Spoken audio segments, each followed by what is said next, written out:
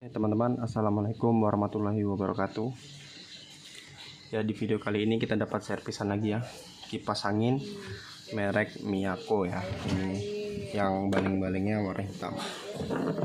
Kayaknya ini keluaran terbaru ya Miyako. Soalnya tadi ada casing baling-balingnya itu dia terbuat dari plastik kan. Biasanya dia terbuat dari besi. Oke, ini gejalanya teman-teman. Ya, orangnya nggak mau nyala. Ya. Dulu katanya masih mau nyala tapi putarnya pelan, terus tiba-tiba dipaksa terus dan akhirnya mati ya. Kita cek dulu ya, ini untuk listriknya ada ya teman-teman.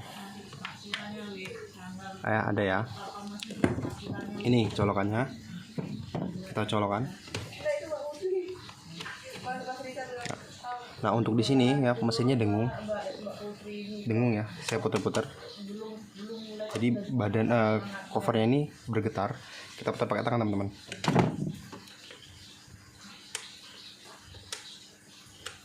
Paling cepat ya, kecepatan 3.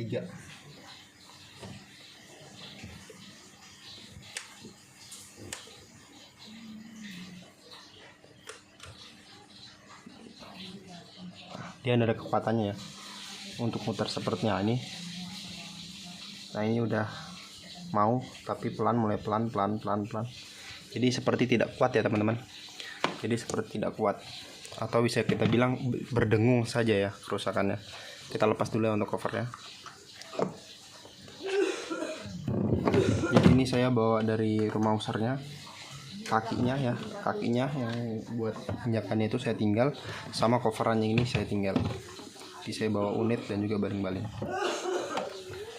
Jadi saya juga mau bilang mau saya tinggal baling-baling, katanya bawa aja buat ngetes, katanya. Ya udah, saya bawa aja, padahal saya ada juga cadangan baling-baling di rumah.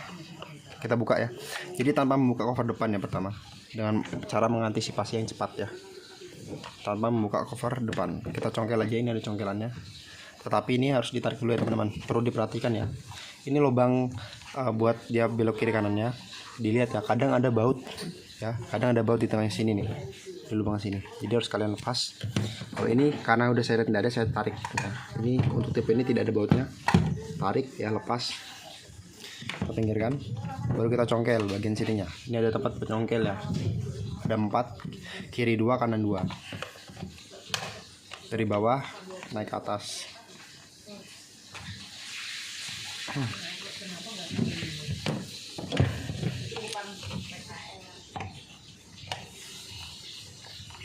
Nah, oke. Sudah terlepas ya. Kita taruh sini. Terus untuk mengidentifikasi kerusakan ini teman-teman ya, mengidentifikasi tercepatnya apabila dia diputar pakai tangan mau atau berdengung, dia hanya ada 3 kemungkinan teman-teman ya. Yang pertama adalah kapasitornya udah rusak ya. Nah yang kedua, dia busing ya. Ini ada busing, atau kalau dibilang tuh orang bearing. Di dalam ini ada bearing depan dan belakang ya. Biasanya dia gocak, kita tinggal goyang-goyang, nanti dia bunyi tek itu gocak, berarti perlu diganti teman-teman. Kenapa dia biasa gocak? Biasanya tuh karena udah waktunya ganti tetapi tetap dipaksa, jadi dia tidak imbang, semakin terkikis. Jadi kalau dia tidak presisi ya, batang yang tengah tidak presisi, dia bakal berdengung. Tapi ini tidak ya, nggak gocak, masih bisa diputar. Jadi kalau seandainya dia keras diputar, itu teman-teman harus olesin pakai WD atau minyak minyak makan atau minyak goreng. Tinggal teman putar paksa sampai dia lancar, diputar kayak ini lancar ya. Oke, ini karena lancar, kita akan coba cek kapasitornya ya. Untuk identifikasi yang ketiga, setelah kapasitor pusing aman, berlari ke motor ya. Kita akan cek motornya apabila memang teridentifikasi motornya. Tapi karena kita lihat simpelnya dulu, kita potong kapasitornya. Kita cek ya. Kita potong langsung ya, ini kapasitornya teman-teman. Potong. Nah, kita kupas.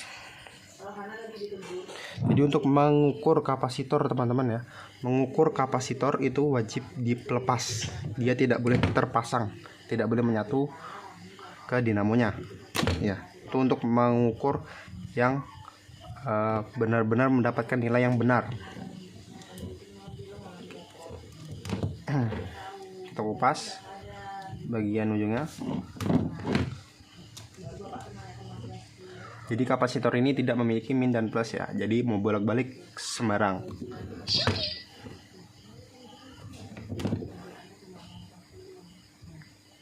Nanti kita akan ukur lagi multimeter ya setelah kita kupas. Itu sudah kita kupas. Ini multimeternya ya. Di sini ada lambang pengecekan kapasitor. Ya. Nanofarad. Ya. Nanti dia akan mengikuti sesuai yang ada di sini. Nah, untuk melihatnya teman-teman, di sini kelihatan ya.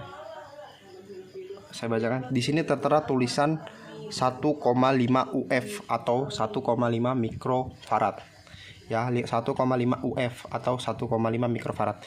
Itu harus menunjukkan ya. Ini harus menunjukkan 1,5 atau 1,4.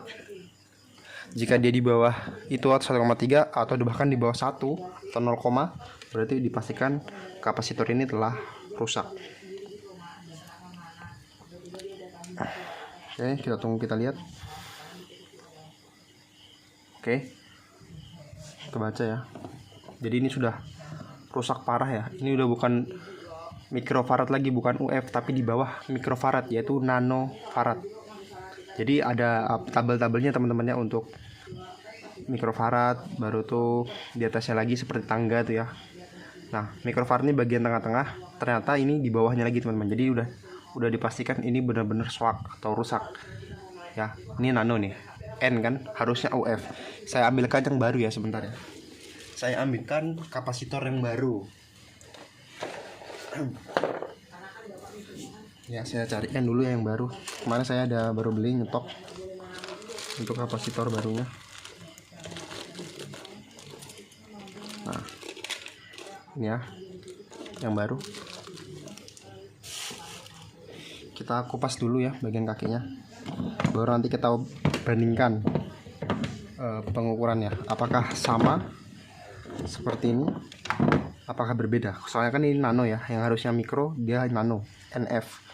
Harusnya UF bukan NF.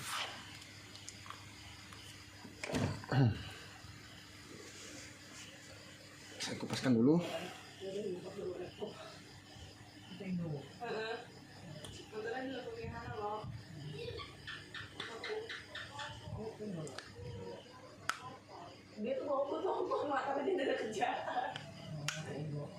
Oke, kupas satu lagi ya.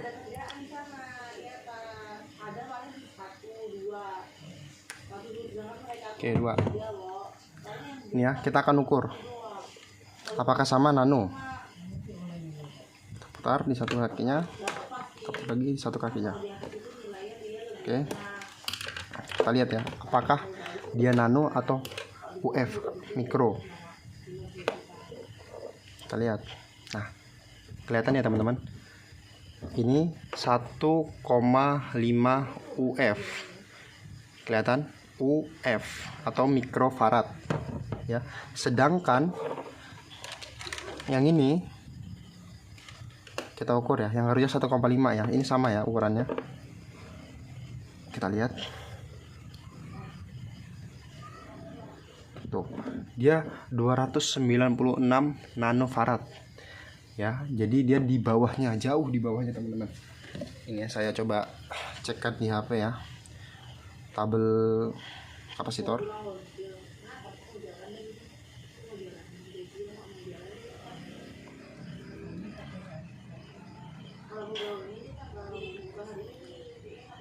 Nah, ini teman-teman ya tabelnya. Bisa kelihatan nggak ya? Kelihatan ya teman-teman. Saya bukakan datanya. Nah, ya, ini satunya yang paling atas adalah 1F atau mikrofarad. Bawahnya lagi 1 UF picofarad, satunya lagi UF nanofarad. Ya, yang tadi NF ya. Satu lagi NF picofarad ya. Jadi dia berada di posisi ke 4 ya. NF. UF-nya ada posisi 2 dan 3. Ya, jadi ini berada di bawah level standarnya ya. Udah rusak, berarti udah rusak parah. Makanya tadi dia perlu bantuan tangan. Itu pun dia berputar sedikit lalu mati lagi ya. Karena udah benar-benar sudah soak ataupun udah waktunya ini tak diganti. Padahal kita lihat ya di bodinya sini masih bagus, tidak ada debu. Saya nggak tahu ini dibersihkan orangnya apa gimana, pokoknya nih kayaknya baru ya, baru mungkin sering 24 jam nyala terus dihantamnya di kapasitor ini.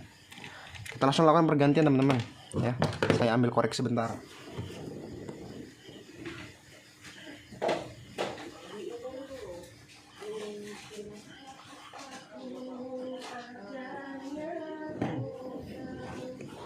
Oke, kita ganti ini.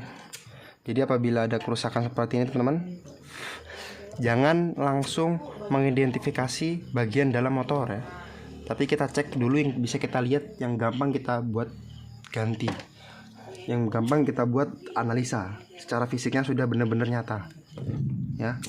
Beda halnya dengan mati total.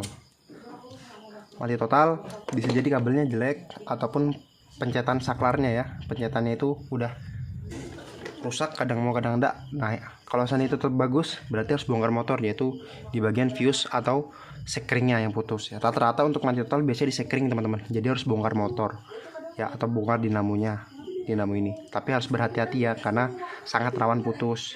Kalau mau buat belajar, disarankan yang beli bekas saja yang udah rusak, jadi buat belajar sendiri, baru nanti tahu caranya bongkarnya gimana, yang betul, yang salah gimana, kayak gitu ya. Ini kita sambung dulu.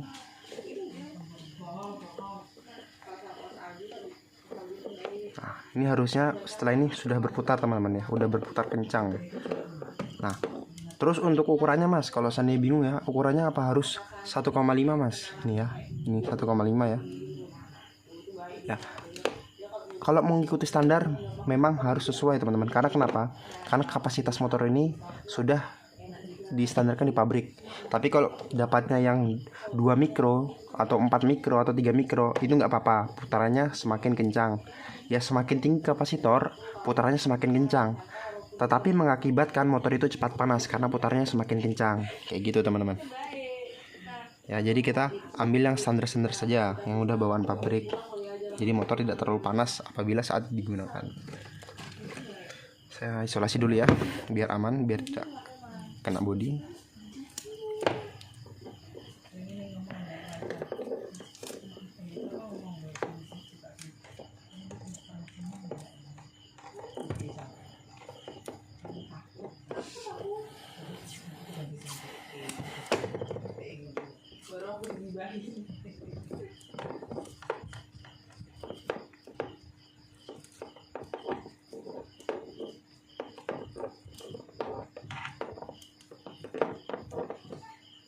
Oke, jadi kalau teman-teman pemula, kalau ada kipasnya rusak, nah, jangan dibuang, coba bongkar sendiri dulu. Yang penting teman-teman punya avometer ya.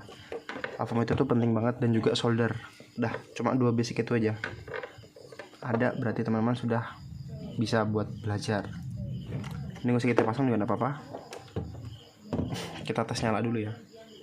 Mau pakai baling-baling ya, biar teman-teman tahu muter atau tidaknya.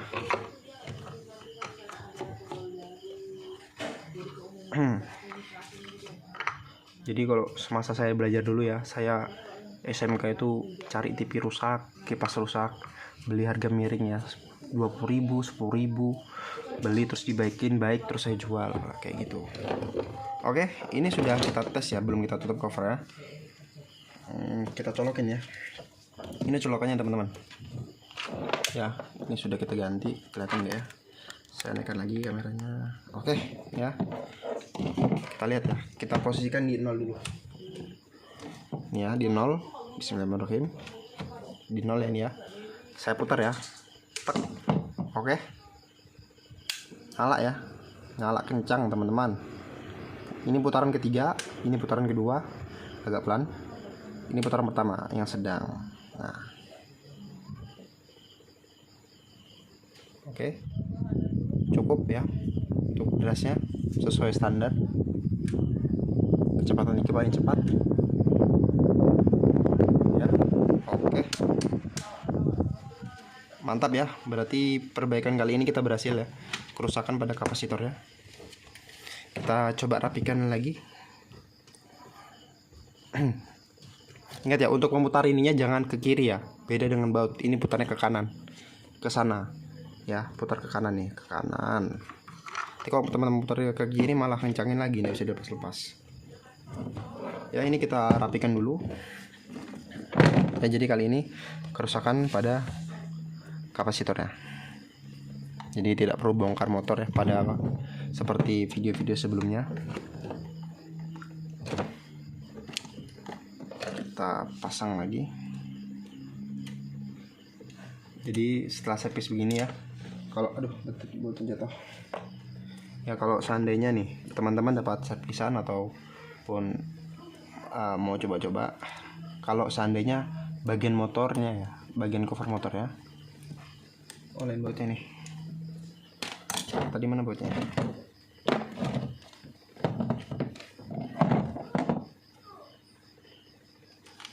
Apa masih ini lama? Enggak, bautnya hilang guys. Oh, tebalnya beda. Oh, lain kok. Ada. Kita cari baut dulu. Oh, ini bautnya. Sembunyi bautnya. Kita pasang dulu ya bautnya. Jadi kalau teman-teman dapat servisan ya, dapat servisan kipas, kalau bisa ya, kalau bisa mau kipas, mau TV, mau mesin cuci pun ya, kalau bisa ya, ini dibersihkan bagian ini, meskipun ada sedikit debu ya, nggak masalah, tapi kita tetap bersihkan. Kita menjaga kebersihan ya, kita jaga kebersihan, kita bersihkan. Jadi enak dilihatnya, meskipun usernya tidak tahu kalau ini dalamnya sudah kita bersihkan ya, tapi kita tetap menjaga yang namanya kebersihan. Oke, ini sudah selesai, kita tutup ya. Tutupnya cukup gampang, tinggal didorong-dorong saja, yang penting pas lubangnya. Nih pas ya, dorong.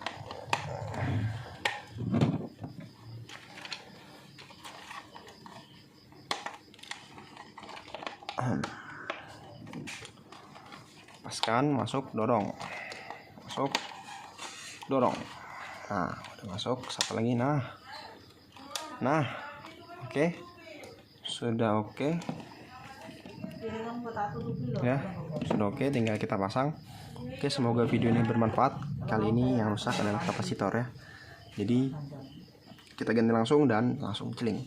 Oke, sekian untuk video kali ini. Apabila ada teman-teman yang bingung, bisa teman-teman tanyakan di komen. Insya Allah akan saya jawab satu persatu ya. Yang kurang jelas bisa ditanyakan. Oke, sekian untuk video kali ini. Assalamualaikum warahmatullahi wabarakatuh.